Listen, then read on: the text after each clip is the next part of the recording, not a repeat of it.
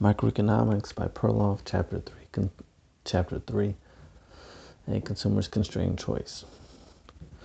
If this is coffee, please bring me some tea. But if this is tea, please bring me some coffee. Abraham Lincoln. Microeconomics provides powerful insights into the myriad questions and choices facing consumers. For example, does the shift to U.S. consumers purchasing relatively fewer SUVs and more small vehicles in the past years reflect a change in tastes or a response to higher SUV and gas prices? How can we use information about consumers' allocations of their budgets across various goods in the past to predict how a price change will affect their demands for goods today? Are consumers better off receiving cash or a comparable amount in food stamps? Should you buy insurance or save your money? Work at home or in the marketplace? Have children, invest in bonds or in stocks? To answer these and other questions about how consumers allocate their income over many goods, we use a model that lets us look at an individual's decision-making when faced with limited income and market-determined prices. This model allows us to derive the market demand curve that we used in our supply and demand model and to make a variety of predictions about consumers' responses to changes in prices and income. Our model of consumer behavior is based on the following premises. Individual tastes or preferences determine the amount of pleasure people derive from the goods and services they consume. Consumers face constraints or limits on their choices. Consumers maximize their well-being or pleasure from consumption, subject to the budget and other constraints they face. Consumers spend their money on the bundle of products that gives them the most pleasure. If you love music and don't have much of a sweet tooth, you probably spend a lot of your money on concerts and CDs and relatively little on candy. Superscript 1, which reads, microeconomics is the study of trade-offs. Should you save your money or buy that Superman Action Comics #1 you've always wanted? Indeed, an anagram for microeconomics is income or comics.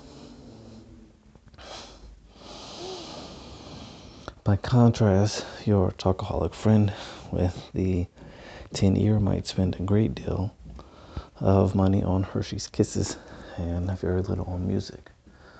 All consumers must choose which goods to buy because their limited incomes prevent them from buying everything that catches their fancy. In addition, government rules restrict what they may buy. Young consumers cannot buy alcohol or cigarettes legally, and laws prohibit people of all ages from buying crack, cocaine, and other recreational drugs, although, of course, enforcement is imperfect. Therefore, consumers buy the goods that give them the most pleasure, subject to the constraints that they cannot spend more money than they have and that they cannot spend it in ways that the government prevents. When conducting economic analyses designed to explain behavior, positive analysis, see Chapter 1, rather than to judge it, normative statements, economists assume that the consumer is the boss.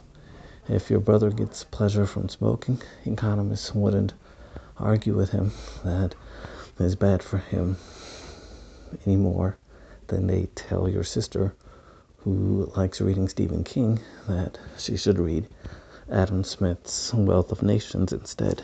Superscript 2, which reads, as the ancient Romans put it, de gustibus non et disputandum.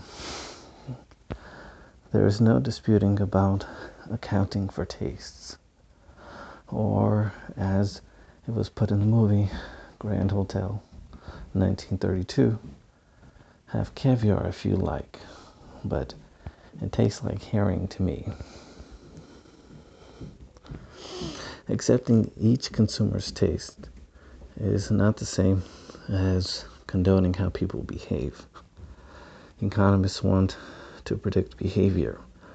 They want to know, for example, whether your brother will smoke more next year if the price decreases 10%. The following prediction is unlikely to be correct. He shouldn't smoke, therefore we'll predict he'll stop smoking next year. A prediction based on your brother's actual taste is more likely to be correct. Given that he likes cigarettes, he is likely to smoke more of them next year if the price falls. In this chapter, we examine 5 main topics. 1, preferences. We use 5 properties of preferences to predict which combinations or bundle of goods an individual prefers to other combinations. 2, utility. Economists summarizing consumers' preferences using a utility function which assigns a numerical value to each possible bundle of goods, reflecting the consumer's relative ranking of the bundles. 3, budget constraint. Prices, income, and government restrictions on a consumer's ability to make purchases by determining the rate at which a consumer can trade one good for another. 4, constrained consumer's choice. Constrained consumer choice. Consumers maximize their pleasure from consuming various possible bundles of goods given their income, which limits the amount of goods they can purchase. 5, behavioral economics. Experiments indicate that people sometimes deviate from rational utility maximizing behavior.